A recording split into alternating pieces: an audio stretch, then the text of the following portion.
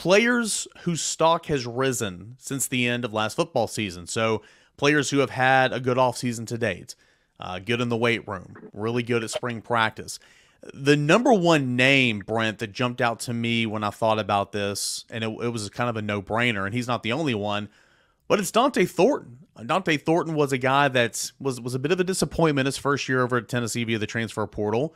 Started to come around there once they bumped him to the outside. Play of the year for him on that touchdown at Missouri. Unfortunately, he gets hurt, misses the rest of the regular season.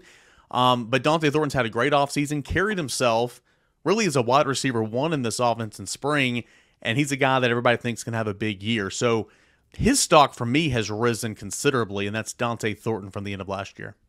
Yeah, he probably would be down the list a bit for me when I look at it. I think Jeremiah Tielander's stock is a guy who, the way everybody's talked about him and the opportunities he got, he would jump out at me. The buzz surrounding Bryson Eason and kind of where he is at would jump out to me.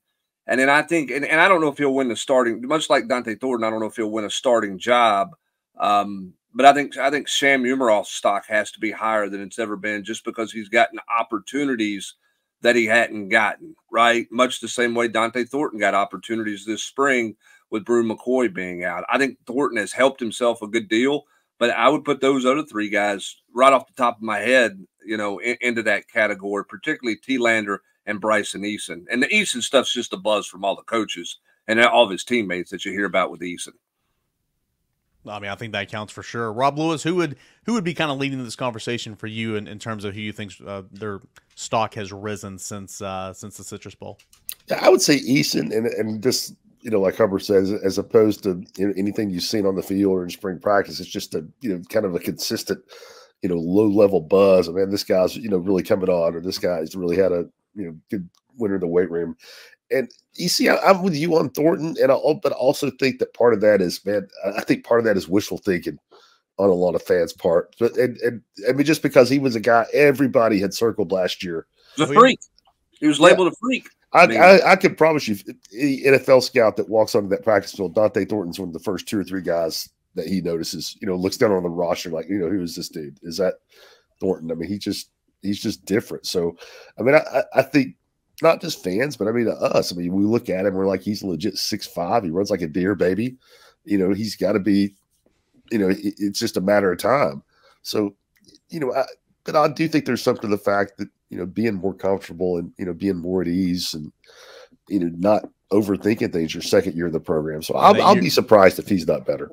Yeah, that jump from year 1 to year 2 in the offense, we've seen a lot of guys, make that climb and have really, really good year number 2s.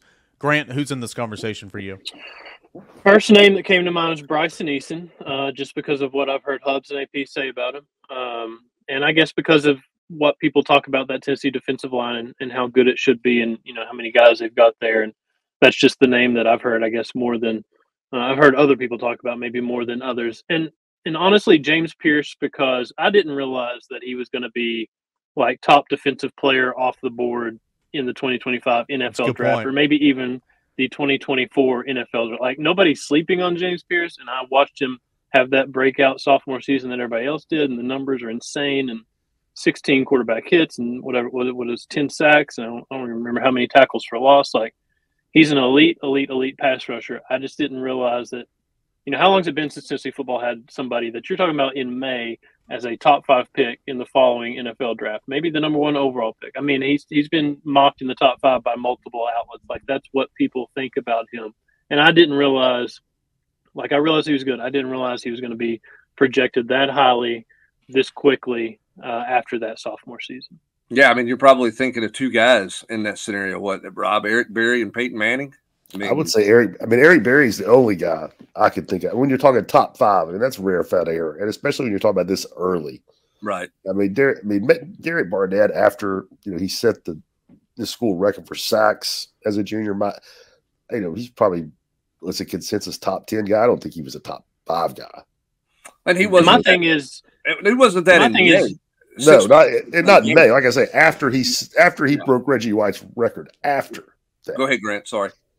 I mean, this is 1 year of James Pierce doing this. This isn't like 3 or 4 years of him doing this, and he's going into his senior year, and he's projected to. I mean, imagine if he puts together a junior year that's even better than his sophomore season. I mean, what those projections are going to be like when this is the starting place. Imagine where it could go if he has another season that's equal or even better than that sophomore season he had. Grant, I think bringing up James Pierce is an excellent point because when you think about stock, you think about drafts, and I mean literally he's been the talk of the 25 draft class the last couple of weeks, and Pro Football Focus has been so high on him. I mean, multiple different way too early first round mock drafts have him as a top 5. So just in terms of he was so good last year, but seeing his stock risen on a national scale, I think that's a really, really good point with James Pierce. Anybody, Brent, you mentioned, of course, Eason and T-Lander. Anybody in the back end? I know it's still very much figure it out mode. It's a whole new look. Anybody in the back end that you feel like their stock's risen a little bit over spring practice? Yeah, I mean, the transfer stuff, with those guys coming in. But I mean, I think that you thought McCoy was going to be a plug and play guy when you brought him in. I mean, I would put, I guess if I was putting anybody in there, I would put Boo Carter, because Boo Carter's just made plays. You keep hearing about him. It's kind of like Mike Matthews on offense, right? We don't talk about Mike Matthews because you got all these other receivers that you're talking about too. But all Mike Matthews did was score a touchdown in every scrimmage they had in the spring. And he's a guy everybody talked about. Boo Carter's a guy that everybody's talked about making plays. I mean, how many coaches went to the podium and talk in the spring and talked about Boo Carter just as a guy who makes plays, right? He's just a football player. And so, I mean, if I were looking in the back end, I would say Boo Carter. But then the question every ball fan asks for that is, well, they're really going to play him back there? If he's a freshman, is he going to get on the field? Right? I mean, but if you're talking about a guy who helped themselves as much as anybody this spring and this offseason, I would, since his arrival, I would say Boo Carter would be the guy in the back end that probably jumps off the page to me in that category. Has Nico's stock risen at all from things you've heard? Of course, he backed up Joe Milton last year, started the Citrus Bowl, had a really good game. The way he carried himself, the way he carried this team and this offense over spring practice, because expectations are already really high, and there's always a lot of good thoughts and belief in him. But Rob, would you say that Nico's stock has risen at all over the spring? Man, I mean, can it get any higher? Where can it go? Right after the Iowa game, after the bowl game, I mean, can it really get any higher? I mean, it's certainly. I guess the safest thing to say is it certainly hasn't slowed down. The hype train hasn't slowed down since then. I mean, Josh Heupel has not, pushed the brakes on the hype train. I mean, I'm not saying he's pumping him up, but I mean, if asked about Nico, I mean, he's pretty, it's usually something, quite a bit of praise or quite complimentary. So, I mean, if it's possible for his stock to have risen since New Year's, then yes. But I mean, I don't think we've seen anything like this in the message board era in Tennessee. The anticipation, I really don't. They haven't said anything that makes you think his stock is going down. Like anytime he's discussed, it's like he lives up to the hype, basically the billing. Like he was one of the best players in the country. He was a 5-star guy, and it feels like every time somebody talks about him, that's what they're describing or explaining in terms of how he plays and how he handles himself. Yeah, I just think he's at the point where he's just got to go do it, right? Like when we're talking about some of these other guys, I mean, the anticipation all last year, everybody knew that Nico was ascending. He was the guy. He didn't have to beat anybody out for the job. It was his job. It was the day Joe Milton said, hey, I'm not playing in a bowl game. It was officially the Nico era. This is his team. We all know the talent level that he has. It's about, okay, he's got to go out and do it in competitive environments, home and away.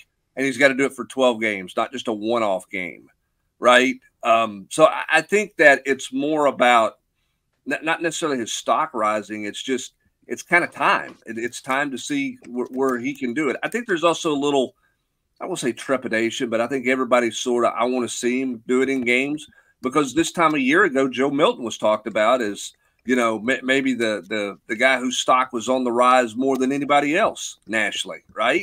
How many people were riding the Joe Milton train after the Clemson game this time a year ago? 80 Staples, he was driving the tractor there, pulling the wagon, right? Yeah, I mean, so he was like, most talented guy, most talented quarterback out there. Josh Heupel's the quarterback whisperer. Everybody thrives and is a big time player there. So I think everybody at this point with Nico is kind of like, yeah, we know he's super talented. He's got all the skills. Just want to make sure he can handle 3rd and 8. Make sure he wants to do the things that he needs to do. I know we got to move on here and end the show, and we got to mention baseball in a minute. But Brent, I do want to bring up again, Jake Merklinger is not going to play this year. Okay, Jake Merklinger is going to be competing with Gaston Moore to be the backup quarterback. Long way to go. Okay, true freshman, early enrollee, had some moments, had some very much senior and high school moments. But the way he played in the scrimmages and then in the orange and white game, do you think that he consistently got better as the spring went on and kind of ended on a high note, or do you think that there's so much more work to be done to where if that helmet pops off, I mean, it's probably not going to be him going in all season long? Well, no, I mean, I think if the helmet pops off and it's a play here or there, I mean, I think Gaston Moore is the answer. Now, if Nico's going to miss significant time, you probably end up playing both Gaston Moore and Jake Merklinger. I mean, that's just how that typically works out. Do I think he got better all spring? Sure. I mean, how do you not, right? Mm-hmm. I mean, you come in and you're in a setting that you've never been in. It's like all those young offensive linemen. Did they get better? Absolutely, they got better. Are they ready to play? No, they're not ready to play. But they got beat up for 15 practices by a bunch of guys who are going to go to the NFL draft. And so, yeah, I mean, I think his stock has gotten better. I don't think he's close, to being ready to play. But again, if you get into a situation where you're looking for a quarterback to do something other than go in while you're, a guy's got to come out for a helmet or he's got to fix his shoe or tape his ankle, then, you may see Jake Merklinger because you're trying to figure that out and figure out how to manage games. But, I think the whole thought process with Jake Merklinger is just grow and develop moving forward. And this is a developmental year, much the same way it was for Nico a season ago. Yeah, that pace is right on schedule. It's not shouldn't be more or shouldn't be less. It's right on schedule.